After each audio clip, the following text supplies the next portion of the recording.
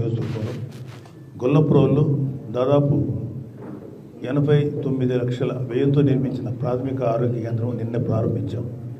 ఈ ఆసుపత్రిలో సుమారు 23,146 మంది ప్రజలకు నిరంతరం సేవలు అందుతాయి.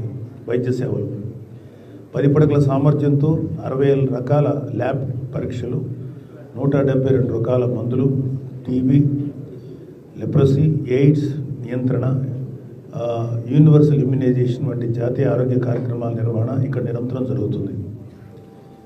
అలాగే నిన్న గొల్లప్రోల్లో తహసీల్దార్ గారి కార్యాలయం శ్రీ పవన్ కళ్యాణ్ గారు చొరవతోటి 60 లక్షల వ్యయంతో తహసీల్దార్ కార్యాలయం కోసం ఆధునిక సదుపాయాలతో నూతన భవనం నిర్మించారు. మండల పరిషత్ అభివృద్ధి కార్యాలయం ఆవరణలోనే ఉండటం వల్ల ప్రజాసేవల పరిధి మెరుగుపడి ప్రజా వినతి దరఖాస్తులపై